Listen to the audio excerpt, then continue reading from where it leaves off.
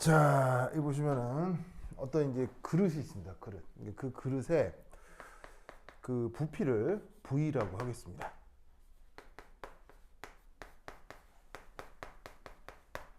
자, 여기 이제 동그라미라고 쓴 게 이게 바로 이제 어떤 기체 분자인데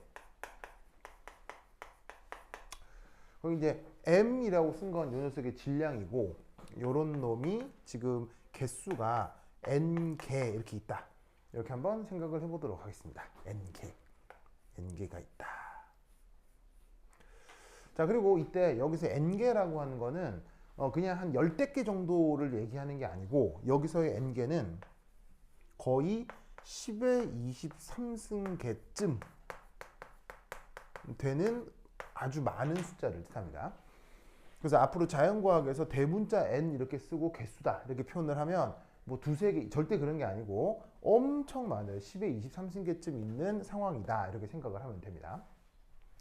자, 그래서 질량이 m인 기체 분자가 n개쯤 있는데 이때 그 녀석의 이제 v 벡터라고 쓰여 있죠. 이 녀석의 속도라고 한번 해보자. 속도가 v다. 그러면 이렇게 기체 분자가 n개만큼 들어있을 때 속도를 v라고 했을 때 그것의 평균 속도 요걸 한번 구해보자 이런 말이죠. 자, 그런데 이때 여기서의 평균은 자, 특별한 언급이 없다면 이런 평균을 생각을 해보죠.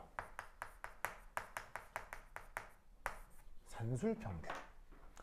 여러분, 평균은 뭐 한 가지밖에 없나요? 평균은 다양한가요? 평균은 다양하게 나타날 수 있죠. 그래서 여러분 수학 시간에 조합평균, 기하평균, 산술평균 배운 적 있죠? 그래서 평균은 한 가지만 있는 게 아니고 다양하게 여러 가지 것들을 다 써먹을 수 있거든요. 그래서 지금의 의미는 산술평균이 어떻게 되는지를 한번 생각을 해보도록 하겠어요. 알겠죠?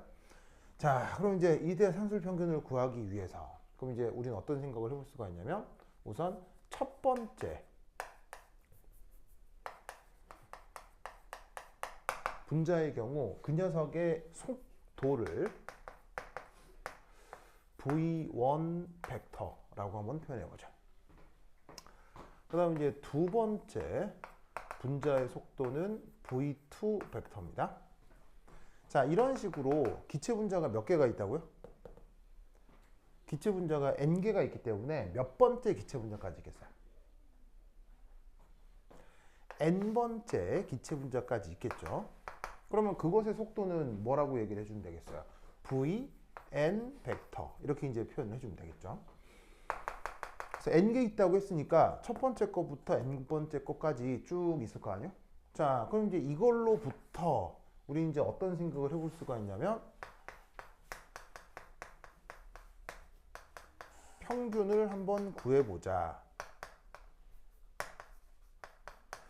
자, 어떻게 될 거냐면 속도니까 V라고 쓰고 위에 벡터 표시를 한 다음에 산술평균을 항상 어떻게 표현하냐면 이 위에 짝대기를 이렇게 하나 얹어서 산술평균이라고 앞으로 표현하도록 하겠어요. 나만 이렇게 표현하는 게 아니라 모든 통계학에서 보통 이렇게 표현하거든요. 이게 짝대기로 써놓은 요 표시를 뭐라고? 산술평균이라고 한다.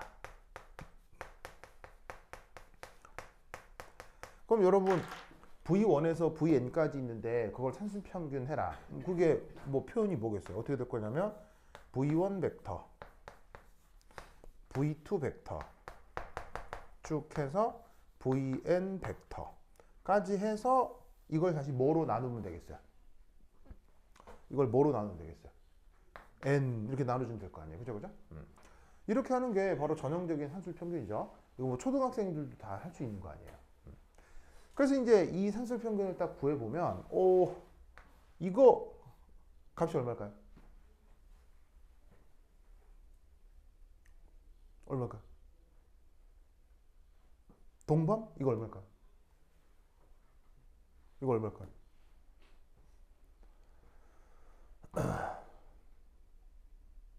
이거 얼마예요? 우리 새로운 오빠? 오빠 이름이? 오빠 이름이? 세찬별이요? 세 글자예요? 아, 그래. 세찬별군? 세철균군 이거 발음 세찬별군 그래요. 이거 값이 얼마일까요? 이거 얼마겠습니까? 바로 0입니다. 왜 0일까요? 다시요. 자, 이 값은 0입니다. 왜 0이냐면 이 값이 대충 얼마쯤 된다고 그랬어요? 이 값이 10의 23승계쯤 된다고 했죠.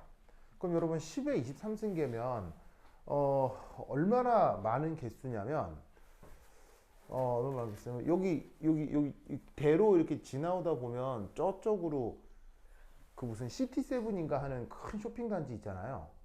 거기 있죠. 시티7인가 하는 쇼핑단지 있잖아요. 거기를 탁구공으로 가득 채우면 그 정도 개수가 10의 23승계쯤 돼요. 그러니까 시티7 같이 넓은 곳을 그 안에 뭐 사람도 있고 매장도 있을 거 아니에요. 싹 비우고 탁구공으로 꽉 채우면 끝까지 하늘 높이까지 딱 채우면 그 개수가 10의 23승계 정도가 되는 거예요. 무슨 말 알겠죠? 그러면 이 개수라고 하는 건 보세요. 큰 숫자예요, 작은 숫자예요?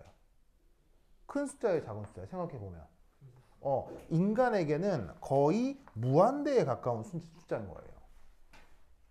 무슨 말 알겠죠? 그러면 여기서 우리는 어떤 생각을 해볼 수가 있냐면 이런 생각을 해볼 수가 있죠.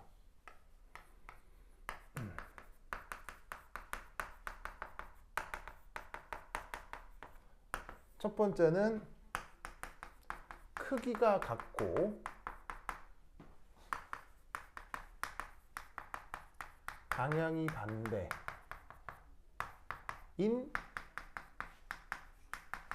성분이 반드시 나타납니다.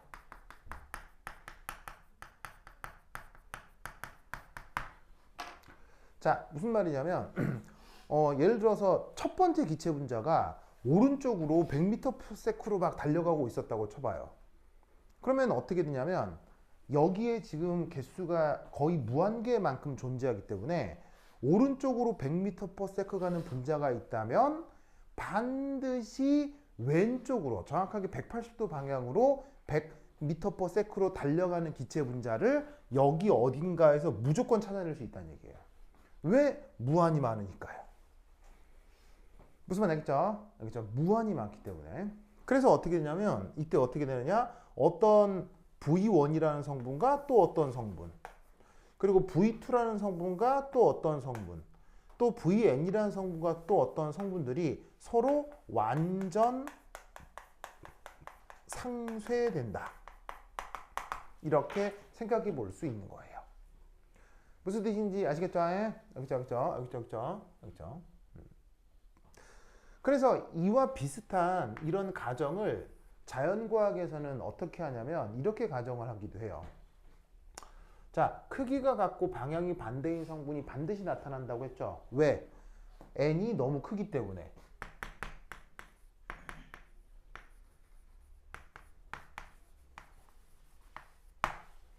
그래서 이와 비슷한 논리로 자연과학에서는 어떤 가정을 하냐면 이런 가정을 합니다.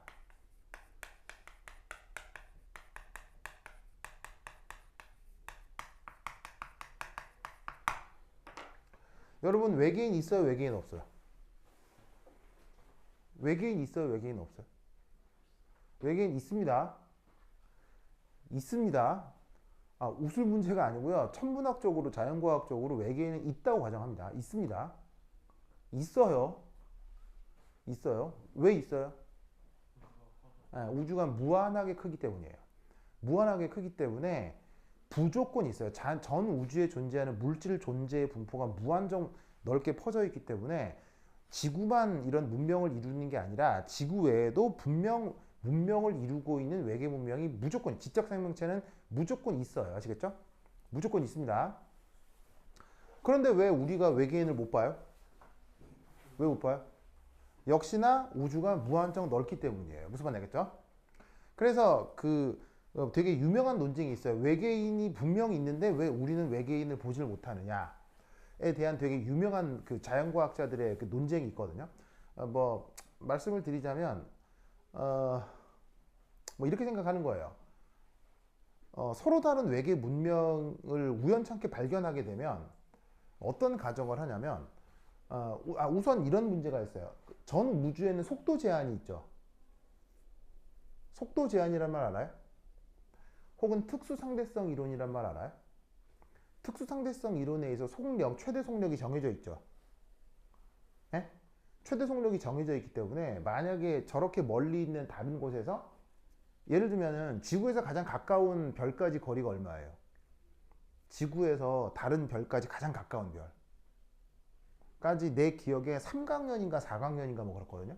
3강년, 4강년. 이게 무슨 말이냐면 빛의 속도로 몇 년을 달려야 다른 별까지 갈 수 있다? 태양 말고.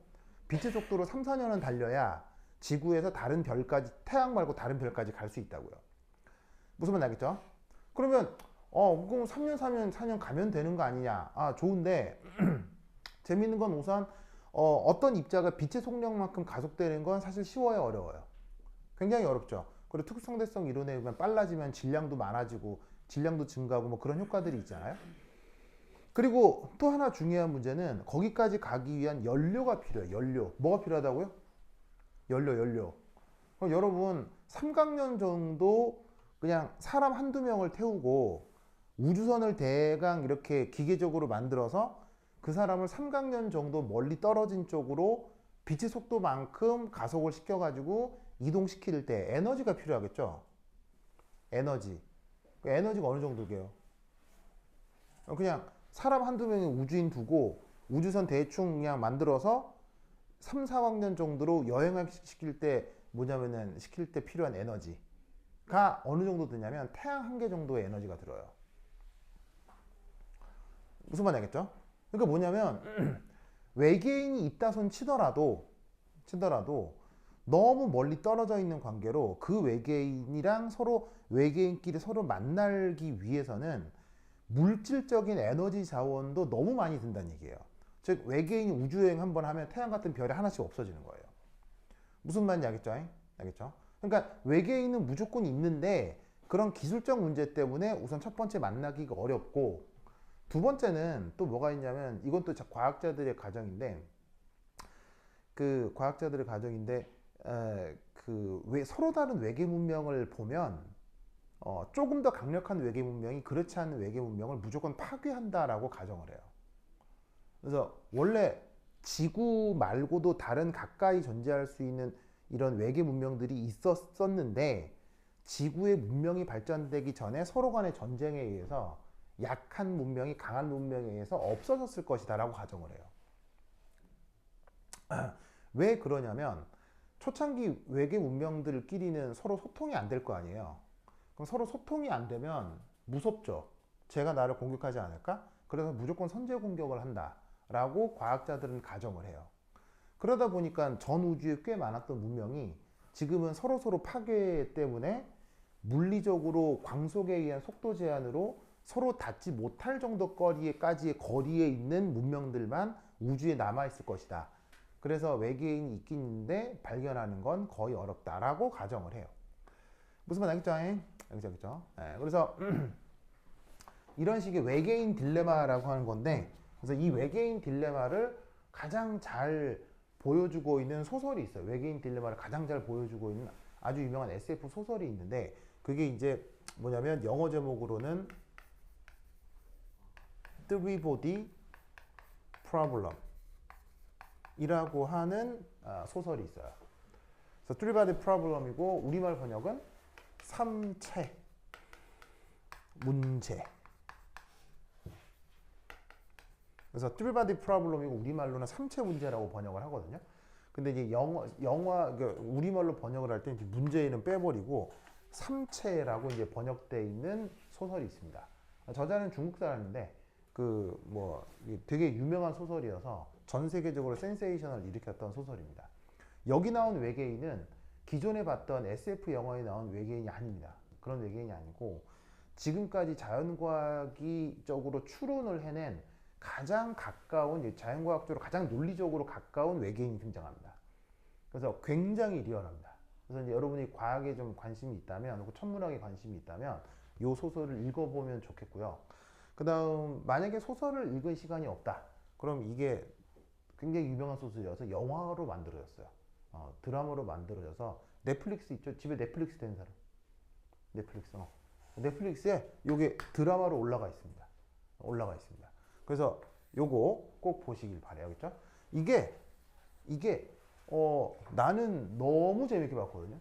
쇼킹하고 나는. 근데 이 삼체라는 드라마가 전 세계적으로 의외로 제작비 대비 별로 크게 흥행이 안 됐어요. 왜일까요? 내용이 어려워요. 내용이 지금 내가 얘기해 준 거 있잖아요. 광속에 대한 이해도 해야 되고, 그 다음에 에너지에 대한 이해도 해야 되고, 그 다음에 정치에 대한 이해를 또 해야 되기 때문에 기존 이 소설 내용을 이해하기 위해서는 머릿속에 기본 지식들이 있어야 돼요. 그럼 지금 내가 얘기해 준 이런 생각들을 전혀 안 해봤던 사람들은 이걸 봤을 때 되게 그냥 저 뭐야 이상한 얘기인데 이렇게 돼버려서 의외로 크게 인기가 없었으나 여러분들이 스스로 자연과학자라고 생각을 한다면 꼭 한번 보세요. 아시겠죠? 꼭 보세요. 알겠죠? 네. 굉장히 유익한 내용입니다. 그래서 지금까지 물리학자들이 어떻게 외계 문명을 규정하냐에 대한 얘기가 정말 리얼하게 나와요. 그래서 이제 요 내용 꼭 뭐 한번 보세요. 알겠죠? 그래서 전 우주가 너무 넓어 외계 문명이 무조건 있듯이 입자 개수가 뭐한다? 무한히 많다는 얘기예요. 무한히 많기 때문에 어떤 성분을 상쇄시킬 수 있는 다른 성분이 무조건 있다. 그래서 그게 벡터합을 통해서 0이 된다라고 생각을 할 수 있는 거죠. 무슨 말 알겠죠? 그렇죠? 자, 그런데 여기에 있는 이 n, 이 값이 무한정이라고 가정할 수는 있지만 그래도 여러분 실제로는 무한대라는 건 실제로는 존재해요? 존재할 수 없어요? 무한대라고 하는 건. 무한대라고 하는 건 실제 존재할 수 없죠. 큰 숫자일 뿐인 거지 무한대가 실제 존재하는 건 아니거든요. 그럼 이때 어떤 생각을 할 수도 있냐면 그러면 상쇄되고 상쇄돼도 뭐 한 두세 개 정도는 상쇄 안 되고 남으면 어떡하느냐 이럴 수도 있잖아요. 그럼 그 남아있는 것들에 의해서 평균을 하면 0이 아닌 평균 속도가 나오지 않을까? 라고 생각해 볼 수 있다는 얘기예요. 그런데 우리는 어떤 가정을 또 하나 할 수 있냐면 이런 가정을 하나 할 수 있습니다. 자, 여러분 어느 날 여러분 집 앞에 택배 상자가 하나 발송됐다고 칩시다. 택배 알죠? 그래서 이제 띵동띵동 해가지고 여보세요 했더니 택배입니다 하고 이제 네 알겠습니다 하고 또로록 가가지고 문 탁 열었더니 이미 택배 아저씨는 가시고 그 문 앞에 이렇게 덩그러니 이렇게 놓여 있는 거예요. 그런 상황도 있죠, 그렇죠? 있죠. 그래갖고 택배가 왔구나 누가 왔지? 그래가지고 딱 택배 상자를 손으로 들려고 하는 순간 갑자기 택배 상자가 부석 움직였다고 칩시다. 자, 이미 이 순간부터 아무것도 아니에요. 뭐야 이상한 거예요. 택배 상자가 푹 움직였다 이렇게. 참별 어때요? 택배 상자가 푹 움직였다 어때? 이게 보통의 상황이에요. 좀 놀라운 상황이에요. 택배 상자가 푹 움직였다. 이상하잖아요. 무슨 말 알겠어요? 그래서 뭐지? 해가지고는 자 택배 상자를 딱 열었더니 놀라웠게도 아무것도 없어요. 자 무슨 상황이죠?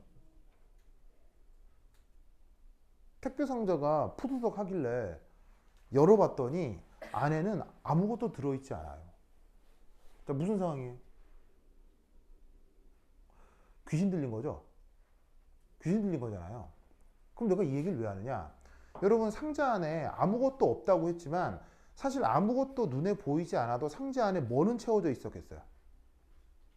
상자 안에 뭐는 채워져 있겠어요? 공기는 채워져 있었을 거 아니에요. 진공 포장을 한 건 아닐 거 아니에요. 그러면 왜 이렇게 종이 상자가 푸드덕 됐느냐? 만약에 여기 있는 성분들이 완전히 상쇄되지 못하고 몇 개의 성분이 남았다. 그럼 몇 개의 기체 분자가 결국 뿅 하고 비행을 하다가 결국에는 누구를 만날 수밖에 없겠어요? 비행을 하다가 누굴 만날 수밖에 없겠어요? 기체 분자가 슉 비행을 하다가 결국 어디에 도달하겠어요? 벽에 도달하겠죠? 벽에 도달한 다음 어떤 일이 벌어지겠어요? 벽에 도달한 다음 어떤 일이 벌어지겠어요? 이해 안 돼요? 어떤 상황인지 모르겠어요? 기체 분자가 비행을 하다가 결국 벽에 도달했어요. 그럼 어떤 일이 벌어지겠어요? 벽에 쾅 하고 충돌할 거 아니에요. 충돌한 다음 어떻게 해요? 충돌한 다음 뭘 해요? 뭘 전달하게 돼 있어요? 충격력을 혹은 운동량을 전달하게 돼 있잖아요. 어디에? 벽에요. 그러면 충격을 받은 물체는 반드시 뭘 해야 돼요? 가속돼야 되죠. 그 말은 무슨 말이냐면 상자 안에 들어있던 기체 분자가 비행을 해서 벽을 때리면 결국 그 벽에 전달된 충격력 때문에 상자가 뭐 해야 된다? 움직여야 된다는 얘기예요. 뭔 말인지 아시겠어요? 그래서 아까 빈 상자가 푸드덕거린 건 이렇게 설명을 할 수는 있죠. 자, 하지만 공기만 채워져 있는 빈 상자는 실제로 움직여야 절대 움직일 리가 없어요. 절대 움직일 리가 없죠. 왜죠? 왜죠? 마찰이 없다고 하더라도요. 아, 그럼 마찰 없으면 움직이겠네. 마찰 없으면 공기만 들어있는 상자가 막 움직이겠네. 바로 이렇게 가정하기 때문입니다. 기체가 들어있는 그릇의 모든 방향의 압력은 동등합니다. 그리고 동등하다라고 가정합니다. 무슨 말이냐면 여기서 절대 그 어떤 성분도 살아남지 않는다라고 가정을 한다는 얘기입니다. 즉 무슨 말이냐면 이쪽 벽면으로 10N의 힘으로 어떤 기체 분자가 충격을 통해 충격력을 전달한다고 하면 반대쪽 벽면에도 똑같은 힘의 크기가 작용해서 무조건 100% 상쇄가 된다라고 가정하는 거예요. 왜? 실제 생활에서는 공기가 들어있는 그릇이 혼자 움직이지 않기 때문이에요. 무슨 말인지 알겠죠? 만약에 우리가 일상생활에서 그릇이 있는데 거기 공기만 들어있는데 그런 그릇이 알아서 막 움직여서 뛰어간다. 그렇다면 우리는 어떤 가정을 할 거냐면 이렇게 가정을 할 거예요.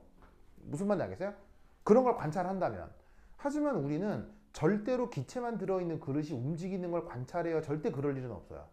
절대 그럴 일은 없죠. 그러니까 무조건 얘를 어떻게 0으로 가정을 하는 거예요. 무슨 말씀인지 아시겠죠? 알겠죠? 그래서 들어있는 그릇에 들어있는 기체 분자의 평균 속도는 항상 0이다 라고 생각을 하셔야 됩니다. 자, 이렇게 직관적으로 예측되어 있는 0. 이 녀석은 매우 명확하죠. 명백하죠. 그런데 명백하지만 어떤 생각을 할 수 있냐면 이게 뭐 딱히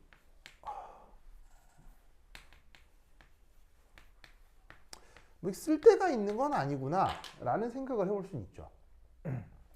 0이 된 어떤 명백한 사실에 대해 이런 식의 물리적인 해석을 해볼 수는 있으나 아니 뭐 그래서 어떻다고 0이 좀 되게 허무하잖아요. 그러면 여기서 알 수 있는 생각은 뭐냐면 이게 평균 속도를 구하는 게 이게 그렇게 큰 의미가 없다면 이렇게 한번 해봐야 되겠다. 자, 이제 줄게요. 해줄게요. 에이. 그러면 두 번째. 그러면 평균 뭐를 구하면 상쇄되지 않고 의미 있는 값이 남을까요? 속도 말고 뭐를 구하면 상쇄되지 않고 어떤 값을 구할 수 있을까요? 바로 속력이겠죠.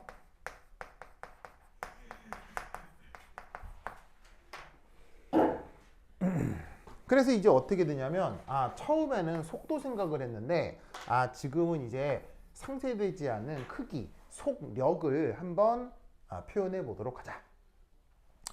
자, 그럼 여기서도 어떤 생각을 해볼 수가 있냐면 첫 번째 분자의 속력이 어떻게 될지 생각을 해보도록 해요. 자, 우선 V1 벡터라고 하면 이건 속력이에요, 속도예요? 방향이 있는 속도잖아요. 그러면 속도와 속력의 관계는 뭐예요? 속도와 속력의 관계. 속도의 무엇이 속력이죠? 속도의 크기가 속력이죠. 그러면 어떻게 되느냐? 여기다가 절대값을 취한 걸 바로 속력이라고 생각하면 된다는 얘기예요. 무슨 말인지 알겠죠? 그래서 앞으로 어떻게 첫 번째 녀석의 속력의 크기, 그거를 속도라 하고 그걸 그냥 V1 이렇게 쓰도록 하겠습니다. 알겠죠? 알겠죠? 자, 두 번째 자, 그럼 두 번째 분자의 경우는 속력을 어떻게 규정하면 되겠어요? 마찬가지로 V2 해서 몇 번째까지 있을까요?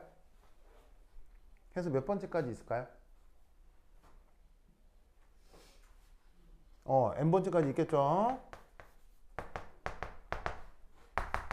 그게 Vn 되겠습니다.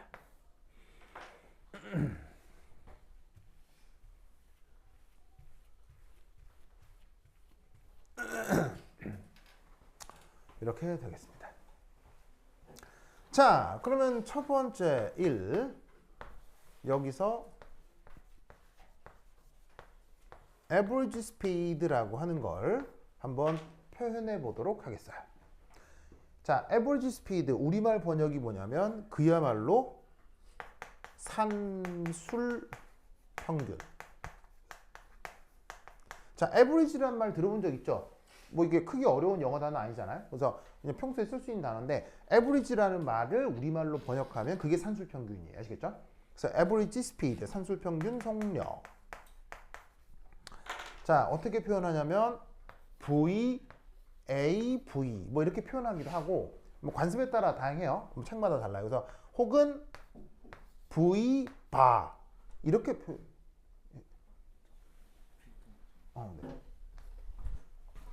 네. 자, 이렇게 표현하기도 합니다. 그래서 여기 잘 보시면 산술 평균을 항상 이렇게 짝대기로 표기한다고 했었죠. 기억나요? 알겠죠?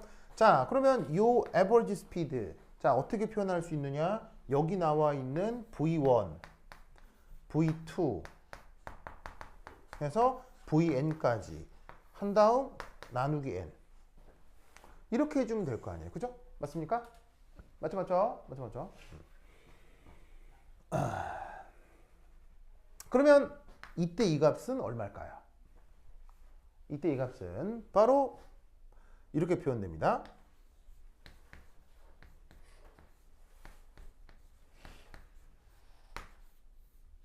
이렇게 표현돼요. 자, 쓰시고요. 자, 빨리 쓰십시오.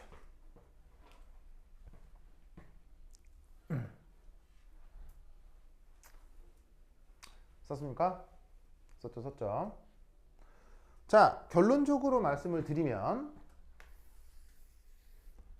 외워야 합니다. 뭐 해야 된다고요? 여러분, 내가 물으면 대답을 해주세요. 알겠죠? 대답을 시키는 이유는 뭘까요? 대답을 시키는 이유가 뭘까요?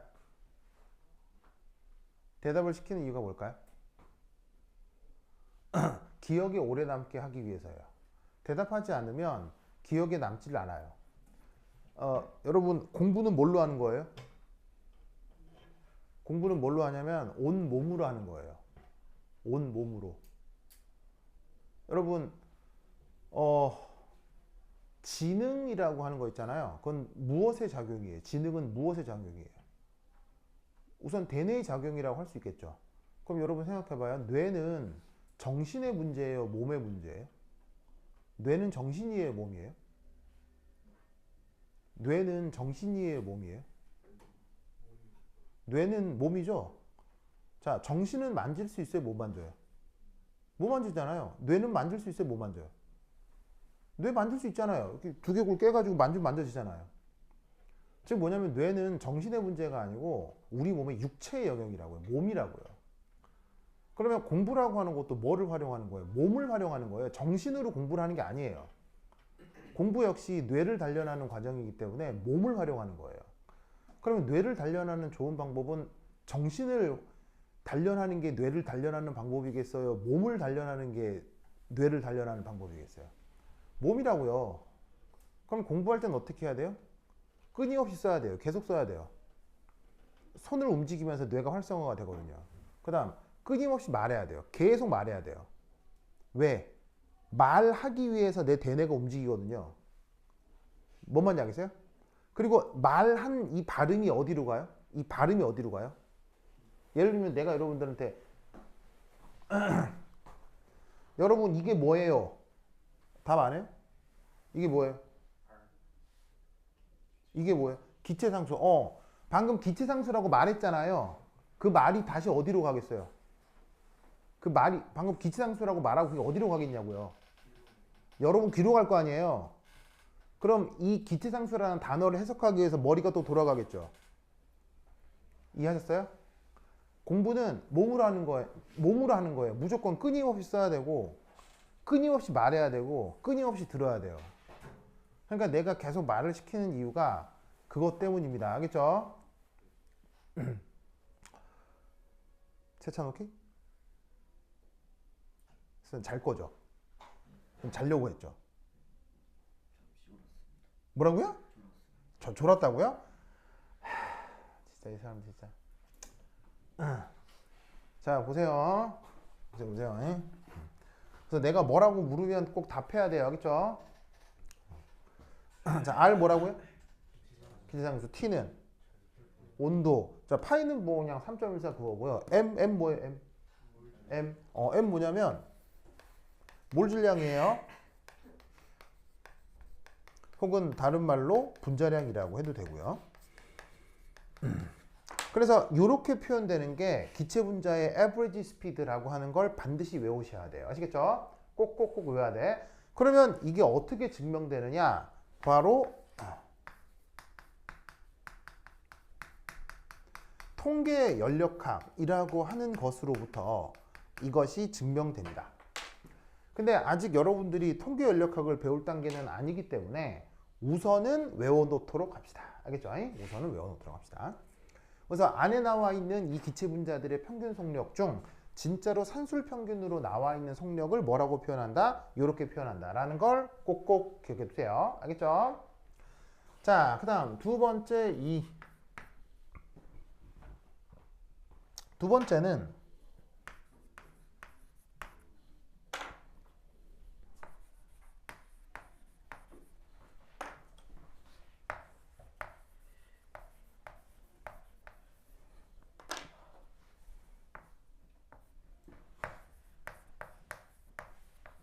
이런 게 있습니다.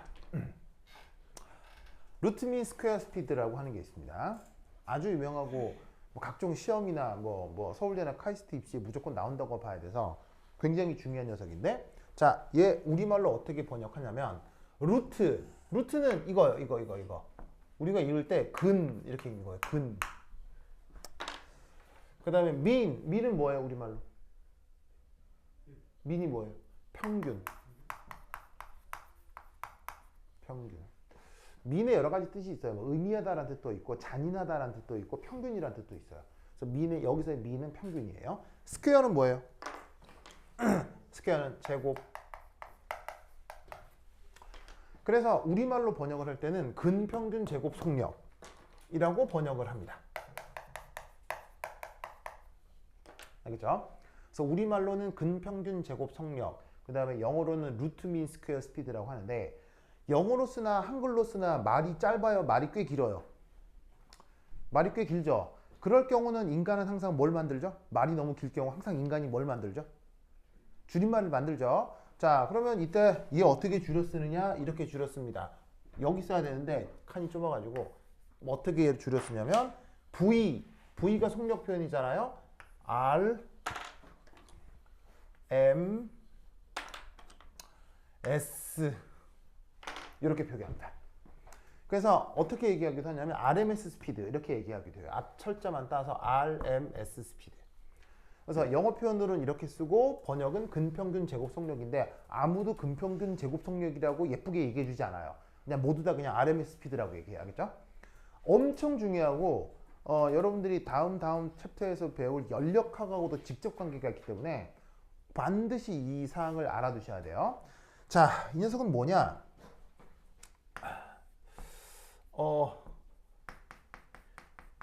편의의 목적. 의해 속력의 제곱에 대한 평균을 구합니다.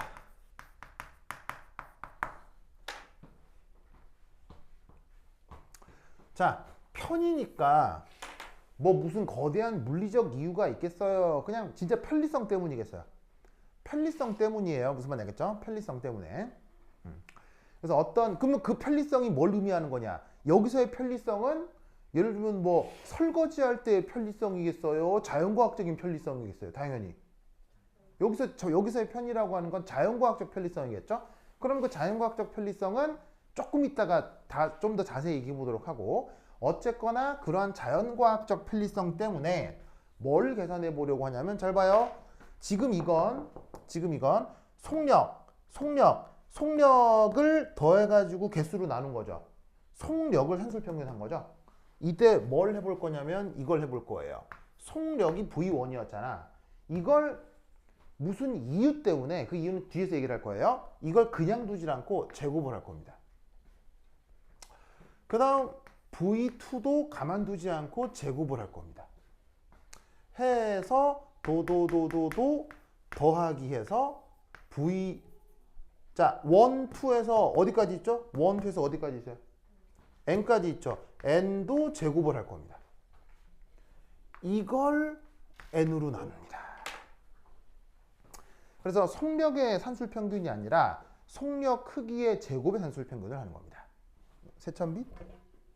필기하고 있어요? 저기 노트 있어요, 없어요? 뭐라고? 노트가 없다고요? 그러면 수학은 노트를 준비할 정도로 가치가 있고, 화학은 노트를 준비할 필요 없이 가치가 없는 거네요? 그런 거예요? 근데 왜 수학만 노트가 있고 다른 과목은 물리는 노트가 있어요? 그러면 수학 빼고 다 그냥 허접한 거구나.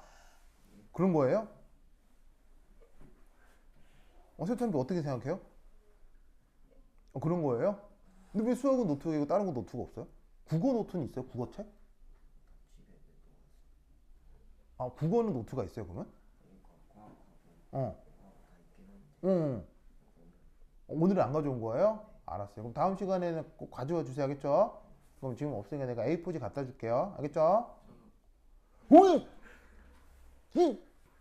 네 노트 갖고. 아유 진짜.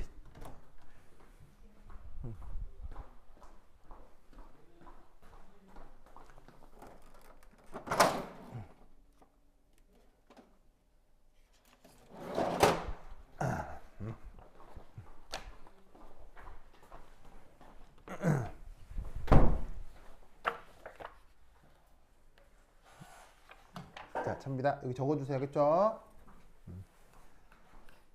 자, 적어주세요. 알겠죠? 그래요. 노트 있죠? 노트?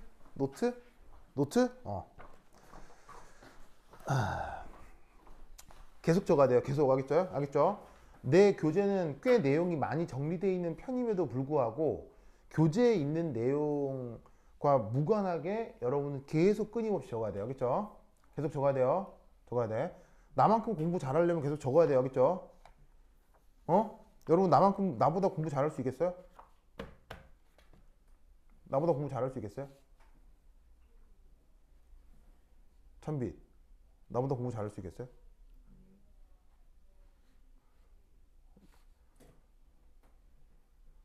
나의 학력은, 나는 그 한과형이 아니지. 내가 다닐 때는 부산과학고등학교였거든요. 내가 왜냐면 고등학교를 92년도에 갔으니까. 92년도면 몇 년 전이에요? 30년도 더 됐죠. 92년도에 내가 고등학교 2, 3, 4, 그렇지. 내가 고등학교 1학년이었거든요. 내가 다니던 92학년도에는 영재라는 말이 없었어요. 그냥 부산에 부산과학고, 서울에 서울과학고 이렇게 있을 때였거든요. 근데 내가 졸업하고 나니까, 졸업하고 한 10수년 지나고 나서 무슨 뭐 영재학교 이렇게 바뀌었어요. 그래서 나는 뭐 한과형을 졸업한 건 아닌데, 나는 부산과학고를 졸업한 건데, 한과형에 가면 내가 졸업생이라고 이렇게 이름이 있긴 있대요. 후배들이 얘기를 해주더라고요. 정확하게는 내 제자들이 얘기를 해주더라고요.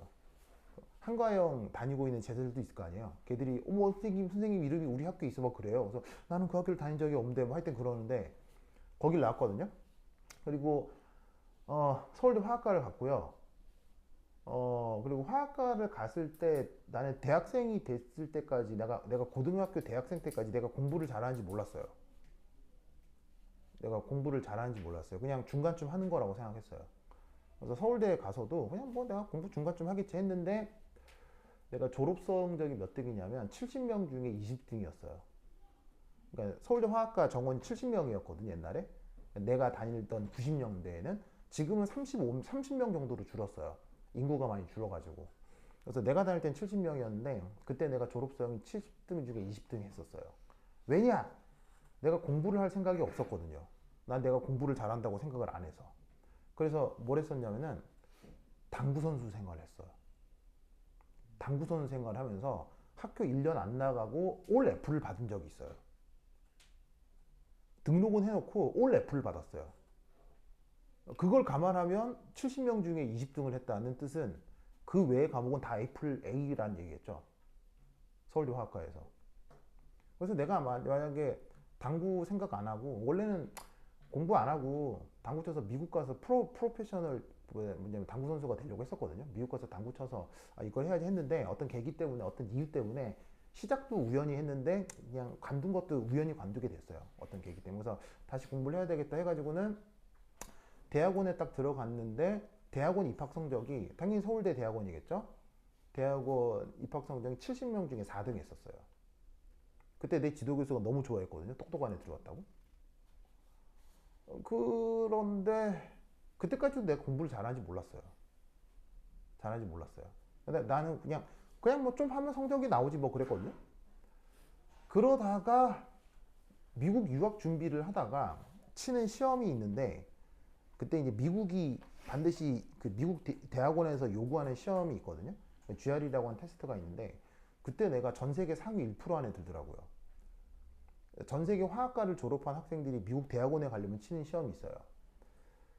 그래서 이제 GRE 서브젝트 테스트라고 하는 건데 그게 보통 이제 성적이 어떻게 나오냐면 전체에서 1등하면 전 세계에서 1등하면 그 시험 치른 전체 학생 중에서 전 세계 학생 중 1등하면 성적이 99%로 떠요.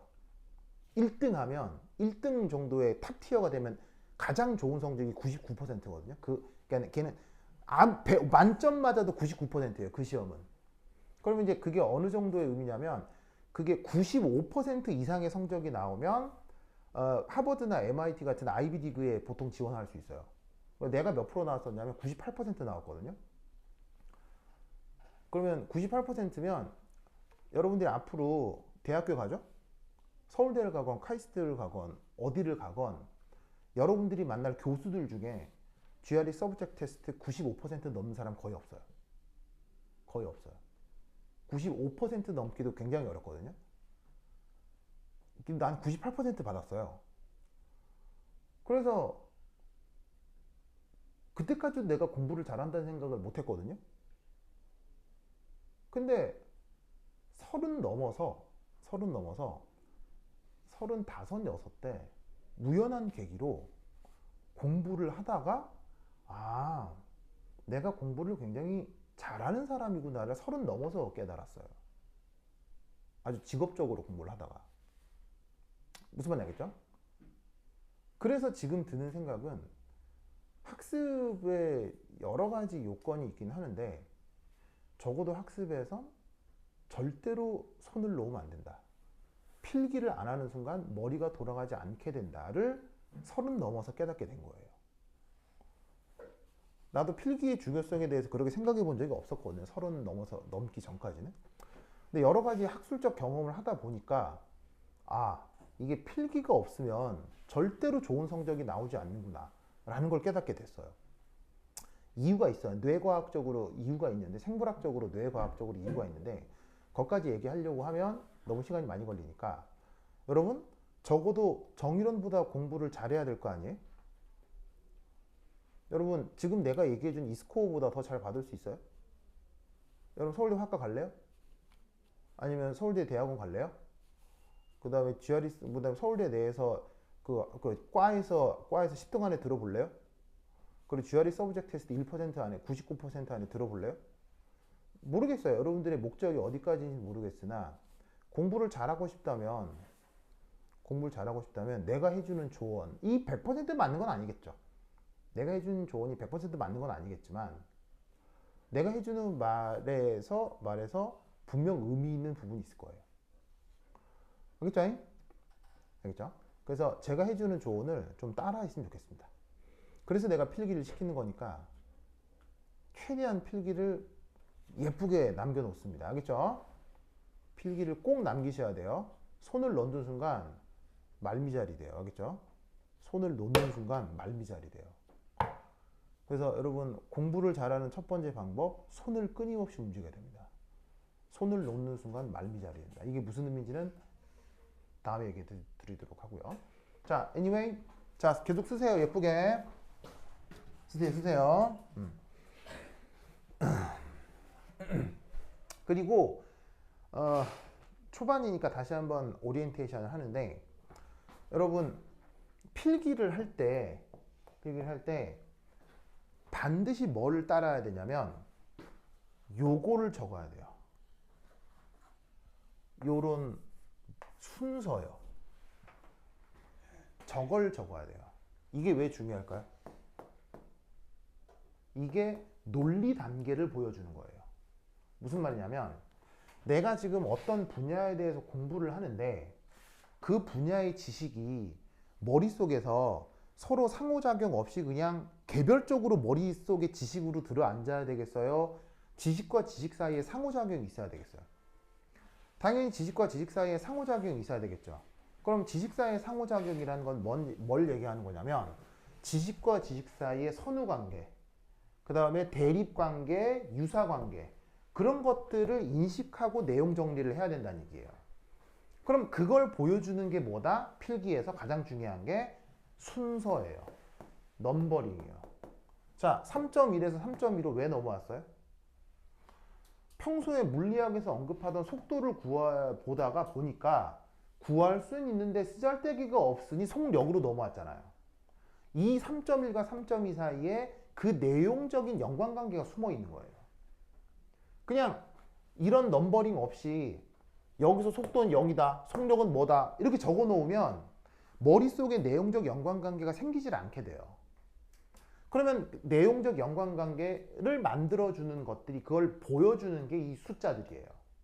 그래서 내 필기를 보면 여러분들 내 필기를 보면 이 상태에서 괄호 1, 이 내용에 대해서 첫 번째 생각해야 될 내용, 두 번째 생각해야 될 내용 무슨 말인지 알겠어요? 이 순서대로 뭔가 이야기가 있고 논리 구조가 있는 거예요. 그걸 보여주는 게 필기에서의 이 번호들이에요. 뭔 말인지 아시겠습니까? 그래서 내가 여러분들한테 해드리는 필기는 그냥 쓱쓱쓱 쓰는 게 아니고요. 내가 생각했을 때 관련되어 있는 논리 구조 중 가장 필요하고 가장 최단거리의 논리 구조를 여러분들한테 보여드리는 거예요. 그걸 따라서 흉내내라는 얘기예요. 무슨 말 알겠죠? 여러분 예를 들어서 스키장에 스키 타러 갔어요. 누구 따라해요? 거기 선생님 따라하잖아요. 뭐 골프장에 골프회로 갔어요. 누구 따라해요? 강사 따라하잖아요. 왜 따라해요? 나보다 잘하는 사람을 보고 따라하는 게 학습의 1번이에요. 뭔 말인지 아시겠어요? 알겠어요? 계속 이런 식의 것들을 생각하면서 필기를 하는 거예요. 알겠죠? 아, 내가 이 내용을 했으니 그 다음 이거고 그럼 이거를 학습하기 위해서는 첫 번째 어떤 생각을 먼저 해야 할까? 그 다음 어떤 생각으로 넘어가야 할까? 이런 것들을 생각하면서 내용을 정리하는 거예요. 아시겠죠? 그래서 이 필기를 그런 관점으로 따라해 주시기 바랍니다. 자, 어쨌건 아까는 속력 자체의 산술평균에 대한 얘기를 했는데 지금은 어떤 편의성에 따라 속력의 제곱의 산술평균을 했어요. 그러면 이때 얘는 어떻게 되느냐? 놀랍게도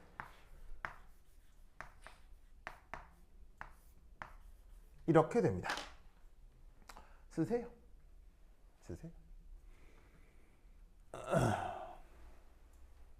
쓰세요.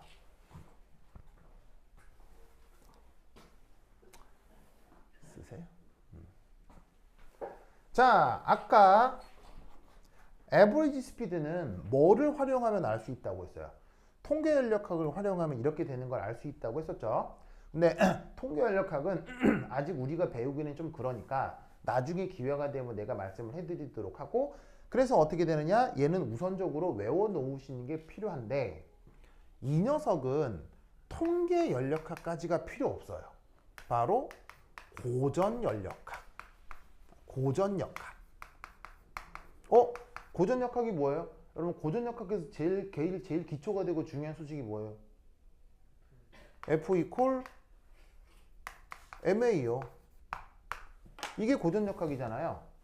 이걸 활용하면 증명할 수 있어요. 아시겠죠? 그럼 여러분 F 이퀄 MA를 우리 배웠어요? 안 배웠어요? 물리 시간에.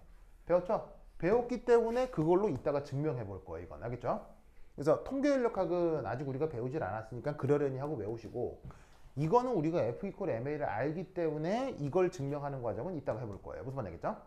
자, anyway, 그래서 어떻게 되느냐? 3KB KT의 over M 이렇게 표현된 건데, 뭐 3은 3일 거고요. KB가 뭘까요? KB. 얘는 볼츠만 상수라고 하는 녀석입니다. T는 뭐예요? 온도겠죠. M은 뭐예요? M. 소문자 M. 요거 여기에 있는 요 기체 분자 한 개의 질량이죠. 무슨 말이겠죠?